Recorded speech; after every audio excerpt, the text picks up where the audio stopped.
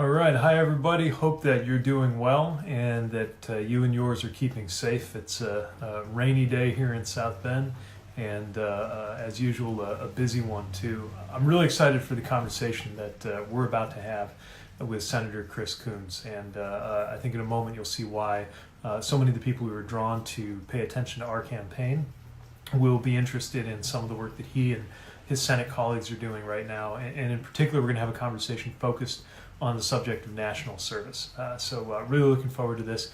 And as always, this is the moment that I hope goes well as we move to bring the senator into the conversation. Let's see if I can push the right button here.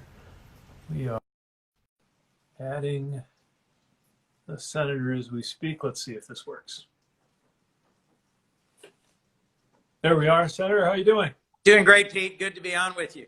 Thanks a lot for making time to join us. I really appreciate it. Let me Absolutely. make sure I got the right settings here. One of the things that I've really long enjoyed about our working relationship, our friendship, is how it's rooted in shared values and experiences. And one of the things that when we first talked, when you were considering moving on from being mayor of South Bend, putting yourself out there on the national stage as a candidate for president, your own personal experience of national service in the Navy Reserves in Afghanistan as an intelligence officer, the ways in which you saw service engage and transform the 9/11 generation and a whole young generation of Americans made its way into your platform. It was a core piece of what you ran on. And so, as you remember, I reached out and said, I thought you had an amazing national service platform. I'm trying to help make that happen here in the Senate. And I'm grateful that you're a friend and partner in helping it happen. Well, thanks a lot. I'm excited to be having this conversation, and want you to know that some of our early conversations about subjects like national service, when I had a chance as part of a group of state and local officials to interact with you several times, really helped shape my own thinking about that. And you know, I was amazed at how much national service, it was one of so many policy ideas that we put forward, really touched a nerve, and was one of the things that over and over when I was shaking hands and getting to know voters, people would say was one of the things that drew them to our story, and that really excited them. So I'm looking forward to really digging in, because I know this is really a pivotal few days and weeks in perhaps the story of service in the 21st century, at least if things continue to go well with the efforts that you're leading on. So really looking forward to digging into that. Just before we do, though, especially because I know we're introducing you to maybe some folks who are followers on this account who haven't had a chance to get to know you yet. You know, another, I think, affinity that we have is that before you came to the United States Senate, you were in local government as a county leader in your home state of Delaware. I wonder if you could share a little bit about how that background, having served in local leadership, has affected the way you approach your work as a senator, both in general and maybe in particular when it comes to being a senator at this moment as we're dealing with the pandemic across the country. Well, Pete, one of the things I like and I value about people like you with local executive experience is you have to solve problems. You have to engage with a full range of your community, and you have to listen and then come up with creative problems. The good news is within the scale of, in my case, a county of 500,000 people where I was county executive, you get the chance to actually see what you come up with and put in place have an impact on people's lives. I helped launch and run the AmeriCorps program in Newcastle County with our volunteer fire companies. I grew up in a small rural town where the volunteer fire company was the center of life. 20 years later, it was really struggling. Many of our volunteer fire companies were having difficulty recruiting, attracting, retaining a broader range of younger, more diverse volunteers. Post 9/11, the training requirements on volunteer firefighters went way up. They had to handle hazmat and a much broader range of responses. And frankly, with all the pressures on families these days, a younger generation just wasn't feeling as compelled to go into the volunteer fire service. And so as county executive, working with the Newcastle County Volunteer Firefighters Association and with the YMCA and with our state commission, I launched an AmeriCorps program that was a labor of love that recruited a whole new generation of volunteers. And as I think you know, we both have the blessing of having married wonderful people. In my case, my wife and I met because we were on the AmeriCorps Commission for Delaware. Oh, wow. At the time, I was running one of the very first national direct AmeriCorps programs for the National I Have a Dream Foundation based out of New York City. That was way back in the early 90s. So at the beginning and then mid-stage of my service experience, AmeriCorps really anchored it. And it gave me a gift that's lasted my whole life. So, and I know that Chad is a great, dedicated public servant as well. And both of us have a life where public service and national service has played a central role in what's inspired us and what's engaged us. Yeah, that's right.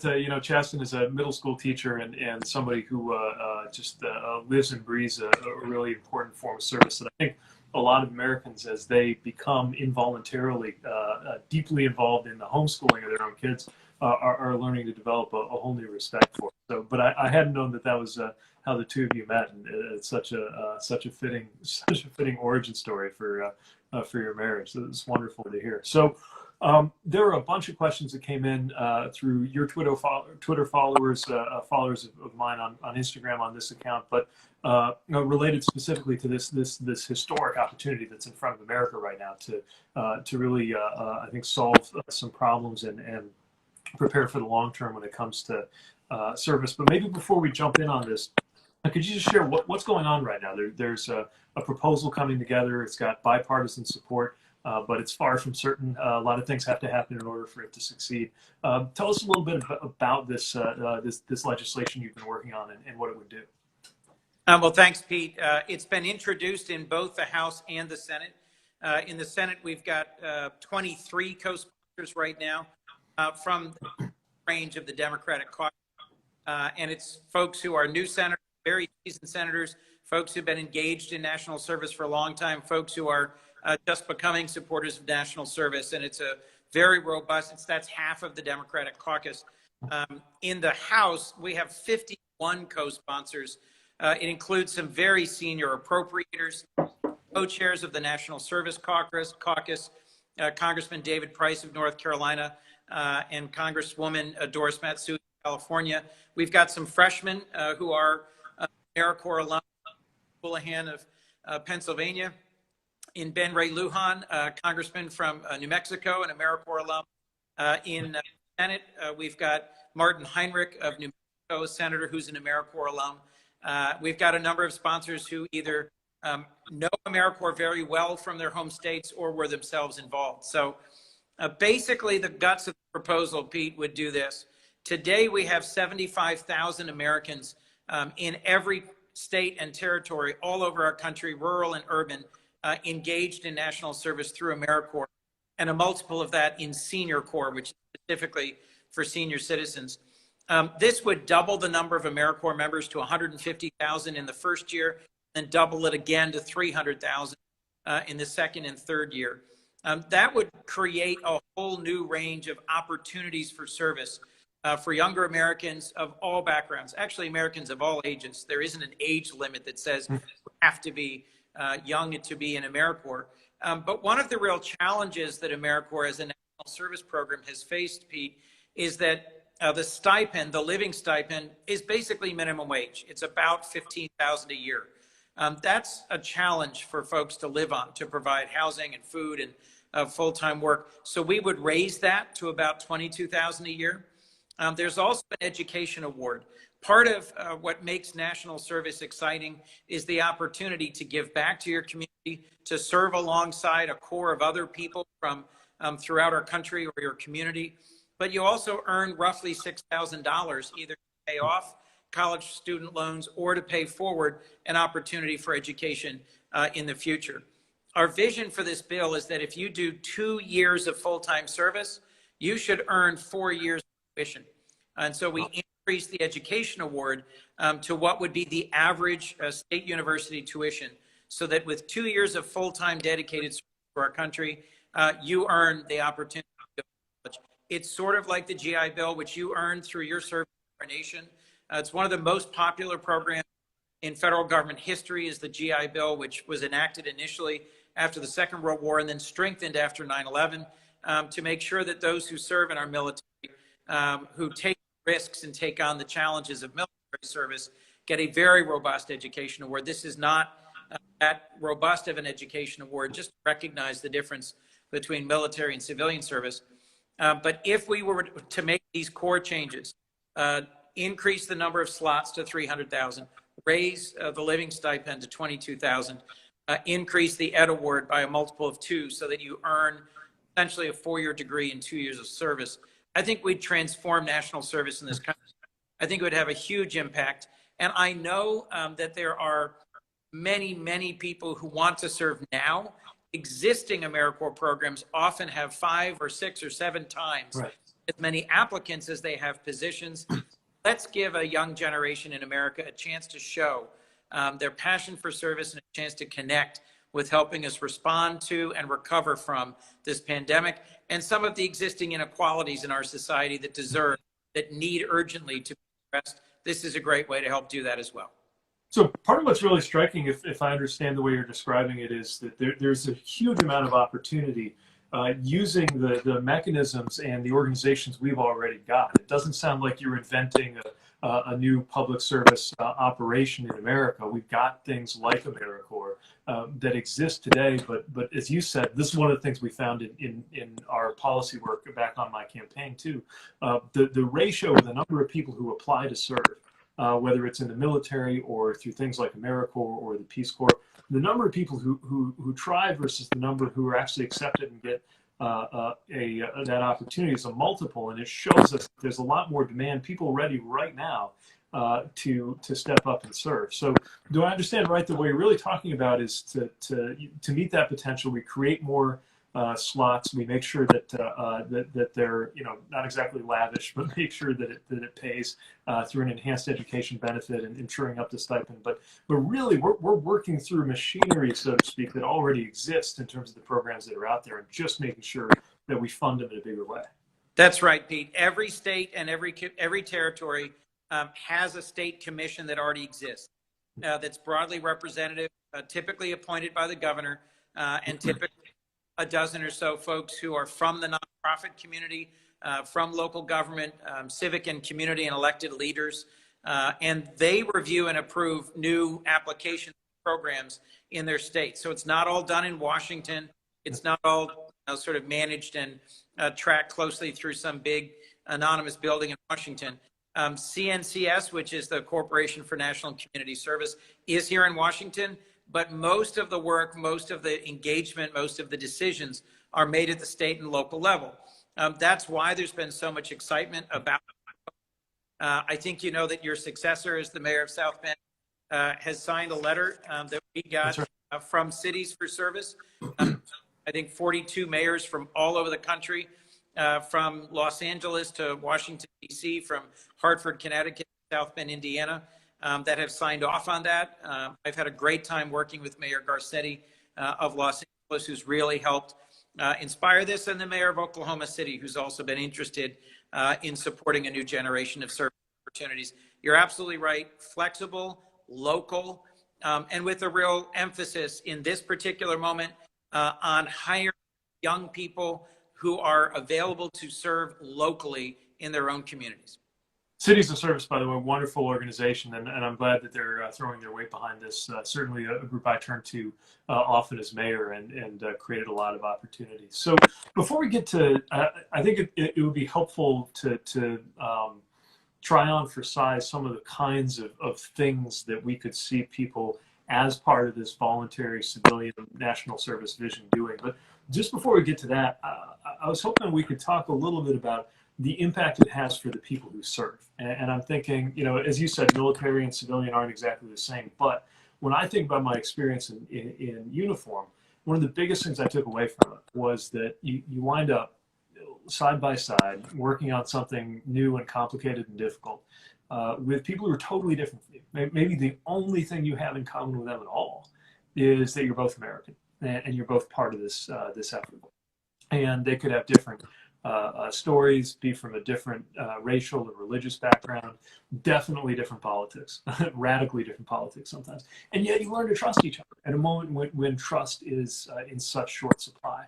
And so I wonder, as somebody who, you've been leading on this issue for a long time, you're known for caring about national service. I wonder if any stories have reached you or helped shape your sense of how, before we even get to all the good work that people who participate can do and the effect that'll have on America, just the effect that it has on the people who do it, aside from the benefits, aside from the rewards and how it maybe helps pay for college, what it does in terms of your ability to get to know somebody different, maybe not to wind up marrying them as you did. That sounds like an extreme and wonderfully rewarding version of that. But what else might we think about just in terms of the effect and how do you structure it to make sure that happens, that people get to know people who are different from themselves? Well, first, just to reflect back on your experience, something that really shaped me was my father was a sergeant in the 1st Infantry in Germany. And I remember him saying to me when I was young that he didn't really understand what it meant to be an American. He was a white kid, Protestant from Boston, and hadn't really traveled much outside of Boston before he signed up and shipped off to Germany. And for him, the responsibility of the safety and security of his squad, of the folks who he relied on them, they relied on him, really helped him have a sense of the reach and the strength of America. It was his first time being really close with people who were from the Deep South, from the Far West, who were of different faith backgrounds, different racial backgrounds, and they formed really close bonds that had a huge impact on him personally. When I was doing our very first training at we were in Rocky Mountain National Park, staying at the YMCA. We didn't have a very robust budget, and I had 150 AmeriCorps members from all over the country, and we'd had a lot of logistical problems getting everybody there.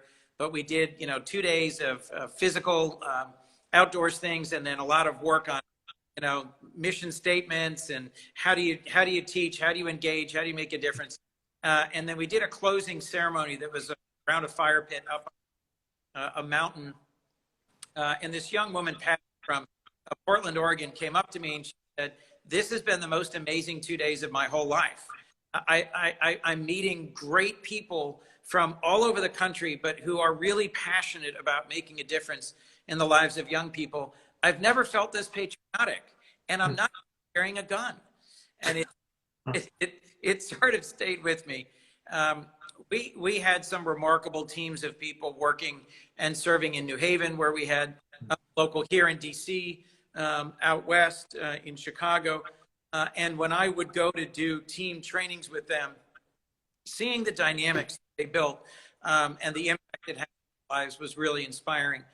One of the things that in the bill language we have a specific preference for is making sure that we are recruiting and hiring local folks who are unemployed, who have been dislocated in terms of their life plans because of the pandemic, and who are culturally competent for doing local engagement, particularly if they're going to be doing public health interventions.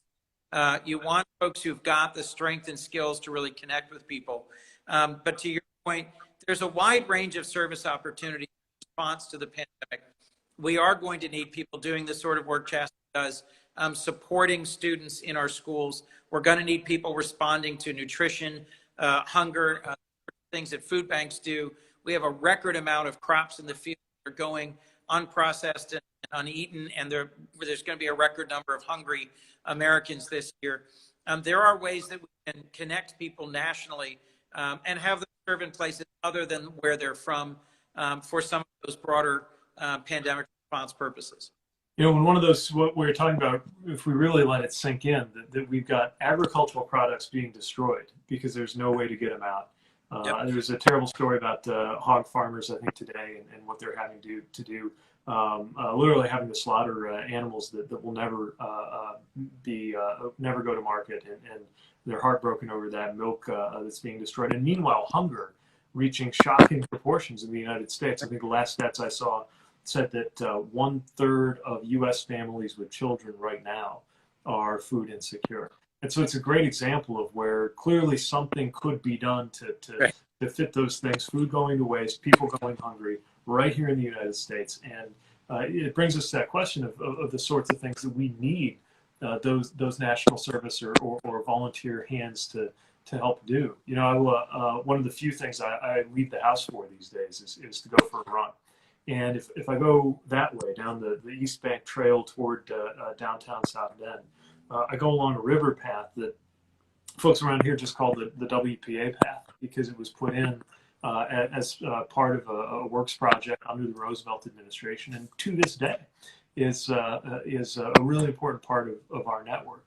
The other day, just to change it up, because we're getting pretty bored with the same running route, went the other way up northwest toward a place called Pinhook Park. And I came home later. The Pinhook Park is this area where the river goes into this pinhook shape. It actually makes a kind of lagoon. There was a time when there was a bit of a beach there. It was what passed for a beach experience here in South Bend, which takes a little bit of will and imagination, but it was really important part of our park system. And what I never knew was how it came about. Looked it up. Turns out that was WPA too. That river area was excavated and then turned into this asset that, again, the better part of a century later is still a really important part of the life of our community. So that's how some of our imagination works, I think, here in this city.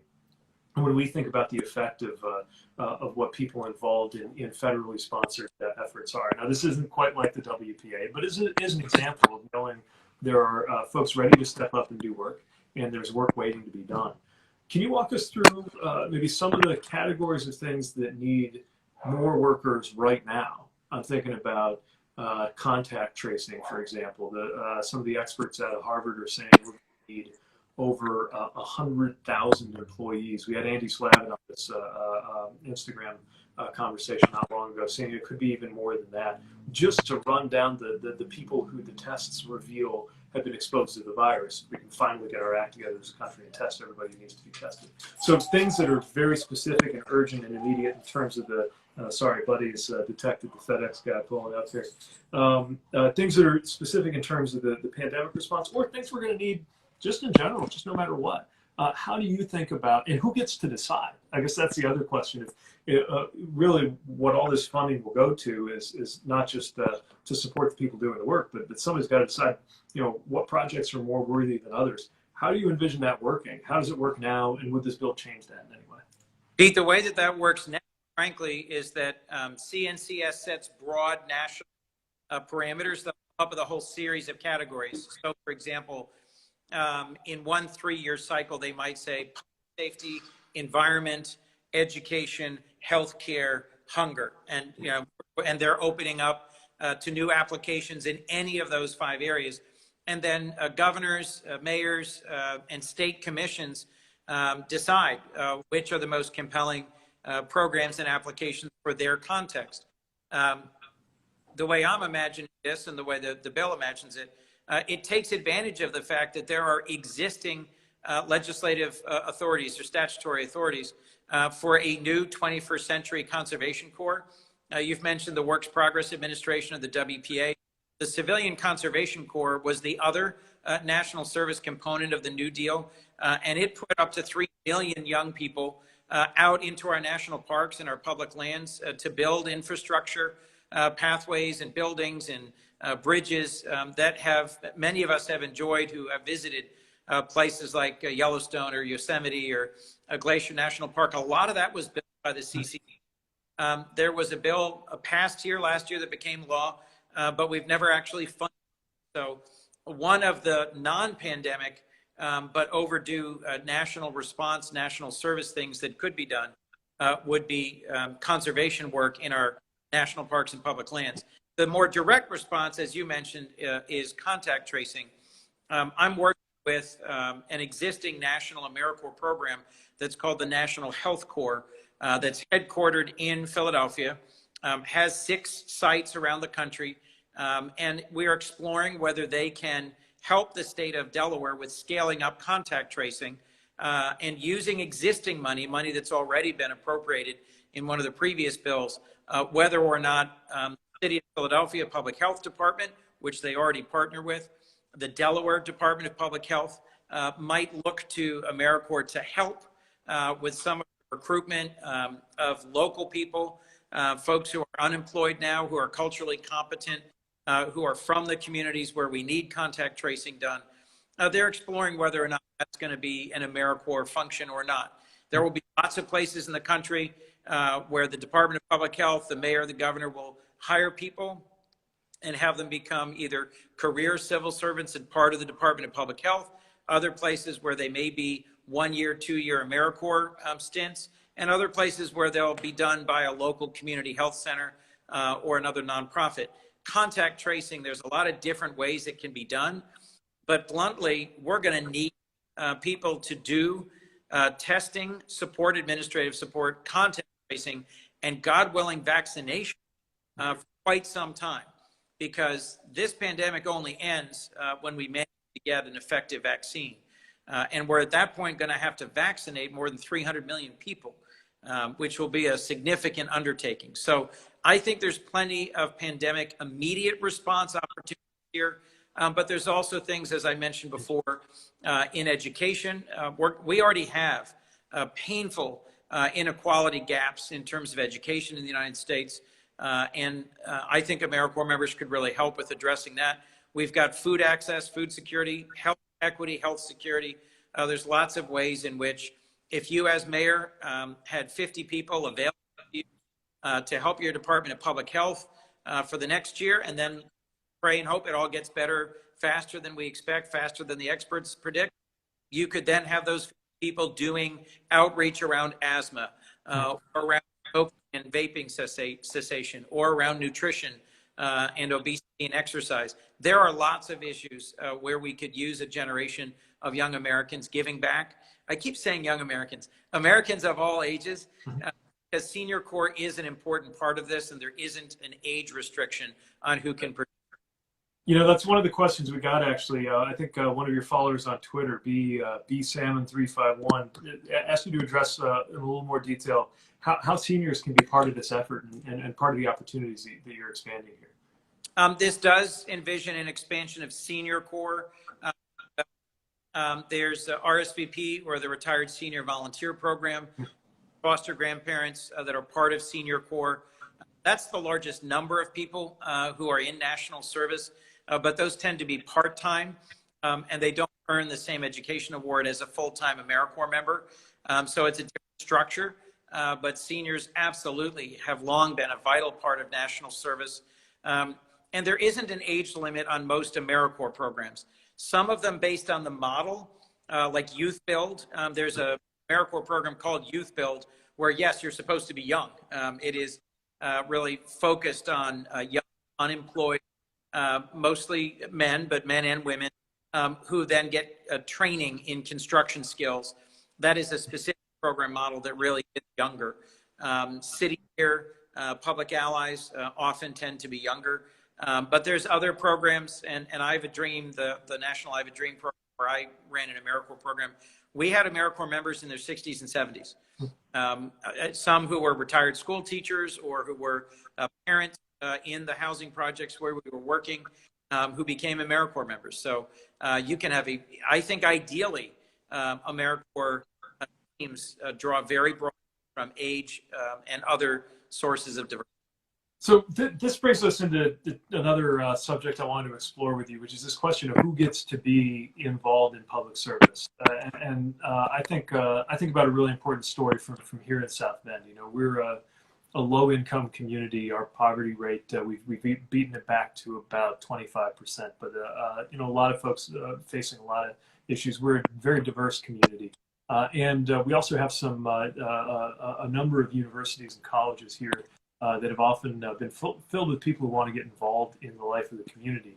But I remember that one of the moments that really helped, I think, set the relationship between the University of Notre Dame and the city of South Bend onto a really important path was about a decade ago, when a community activist said to the president of the university, you know, we need you to see us as more than just your service project.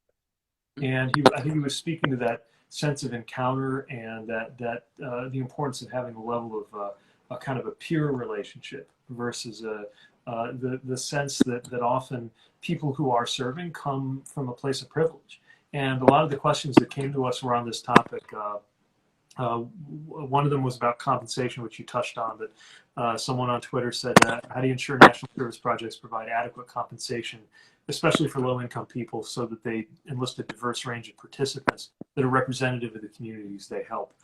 Paul put it in pretty blunt terms. He said, how do we make sure national service is not just about privileged kids coming into poor communities, but creates opportunity for local talent to lead and serve their own communities? So, on one hand, I think there's a lot to be said for the mixing of people with different backgrounds. On the other hand, the last thing you want is to just have this kind of wave of well-to-do outsiders, turned up someplace, meaning well, there to help, and meanwhile miss an opportunity to lift up those who are within the communities that might be serving.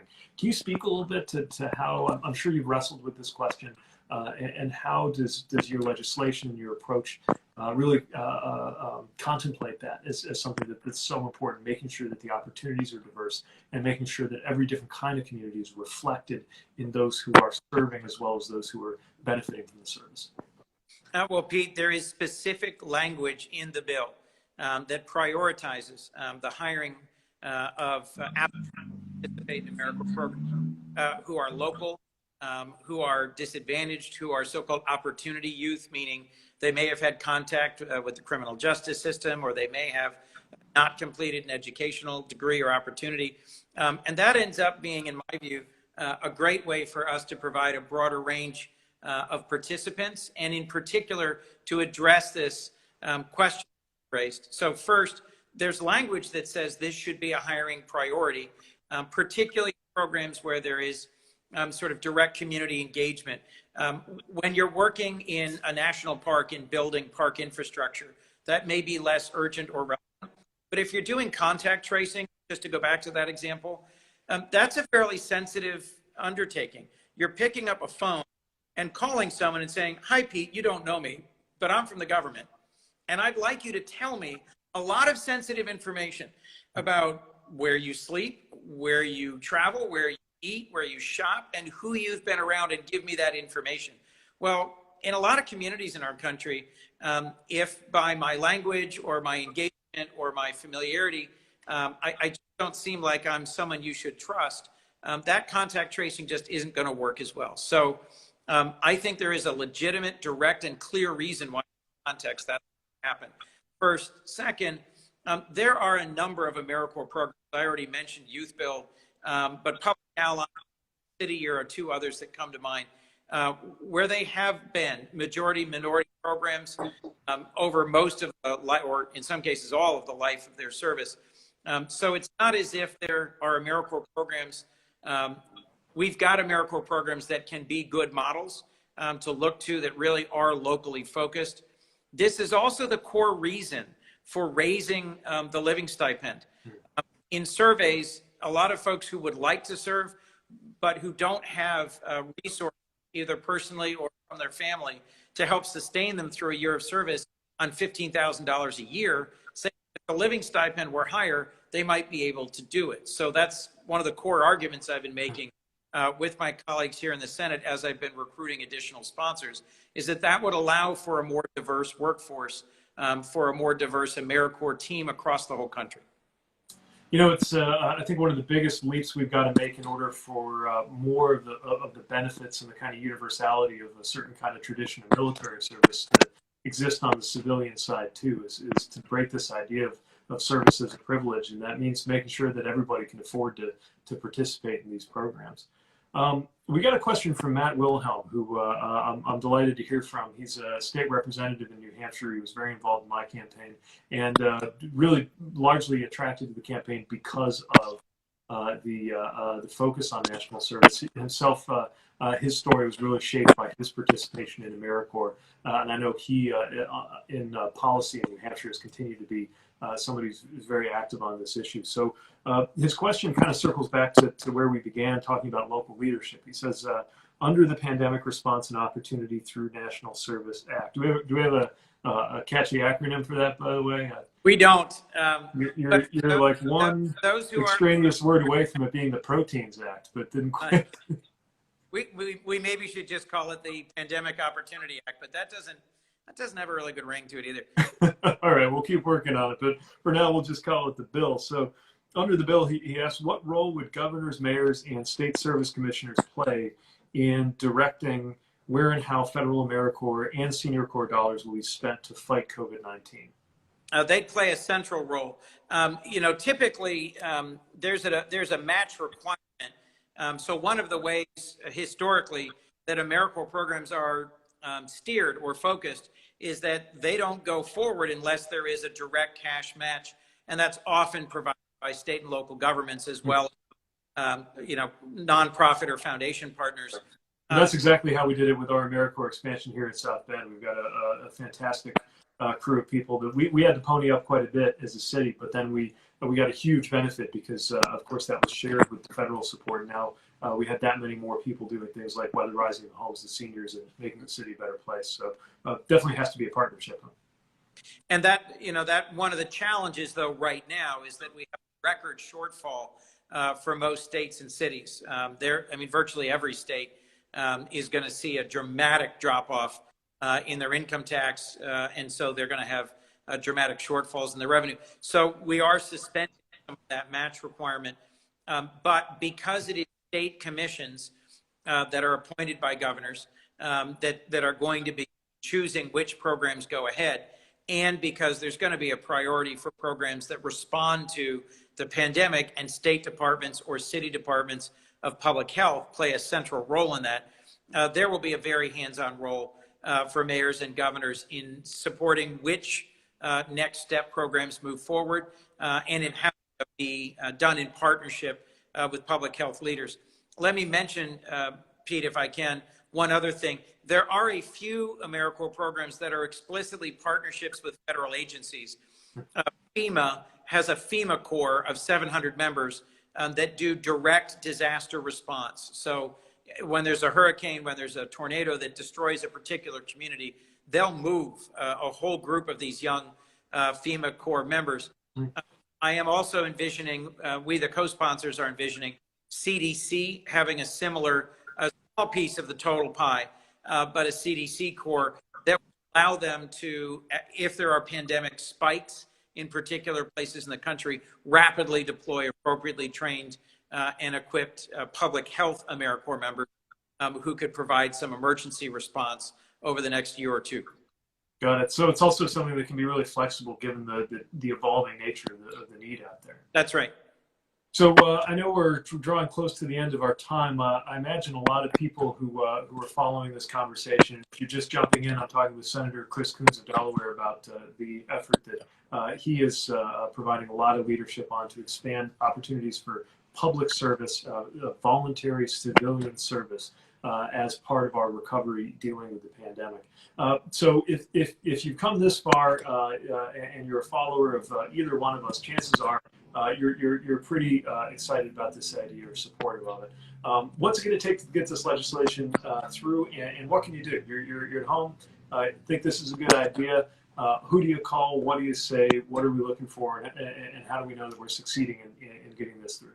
Well, that is a great question. There's an organization called Voices for National Service, and they have a way through their website that you can get connected directly to your member of Congress or your senator. So that's one route. You can literally go on to their website, which I think is for National Service, but I'm not sure, and search pandemic response, believe it or not. Because if you search national service, everything on their website is about national service. So if you go to Voices for National Service. Right. I'm pulling it up here. It's called, voicesforservice.org. Looks like tons of good information here. And you can give your email and they can stay in touch with you. Yep. And they are organizing folks who are engaging with their member of Congress to say, I really would like to see you be a co-sponsor of this bill. I'd like to see you support this bill. You can also always call the switchboard here at the Capitol. That's 202-224-3121, and just say, I want to talk to you, and leave a voicemail.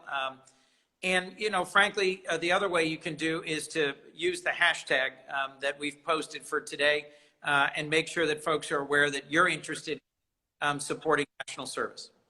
Fantastic. We'll definitely be encouraging everybody to do that because this feels to me like a no-brainer. I know it would have made a big difference when I was mayor to have more opportunities to put people through this service effort and enlist them to be part of the solution. I know there's tons of people out there who are really chomping at the bit, from young people who are just emerging into the working world to, as you say, seniors who have so much to offer. So it feels, and it ought to be bipartisan, right? This does not sound like an ideological sort of thing, given how much of a difference service can make and how much we can all agree that there's a need out there. That's right, Pete. You know, Senator Bill Cassidy, who's a doctor, a conservative Republican senator from Louisiana, is my co-chair in the Senate National Service Caucus. And we just co-authored and posted an editorial, I think it's on CNN, about how national service has a unique role in this moment. Americans have turned to national service to respond to the Great Depression, to respond to some of the challenges in the world when President Kennedy launched the Peace Corps in the 60s and President Johnson launched VISTA, the domestic Peace Corps, essentially in the 70s. This is a chance for another generation of Americans to demonstrate their passion for national service. And this really is something that is uniquely American, Pete. Few other countries have the scope and reach of volunteerism that we do. And I'm not aware of another country that has a comparable voluntary national service program like this, where you can earn a college opportunity, work with people from throughout your community, and give back and make a difference. It's a great idea. Its time has come, and I'd be grateful for the support of folks who've been watching. And I so appreciate your personal engagement and advocacy for national service. Well, it's close to my heart, and I'm thankful for your leadership. So hopefully soon we'll be able to celebrate a big step forward. In the meantime, thanks again for your leadership on this. If you're following, thanks for paying attention and for getting involved. And I hope you're staying safe and staying well, and getting just a tiny bit of rest and balance in what I know is just an even more busy life than usual for United States senators. You help guide our country through all this. So thanks again for taking time to speak, and look forward to seeing where this goes. Thanks, Pete. And I encourage everyone watching to post hashtag Stand for Service and to connect with Voices for National Service. Thank you. It's been great being on with you. Will do. Great being with you. Thanks again. Take care.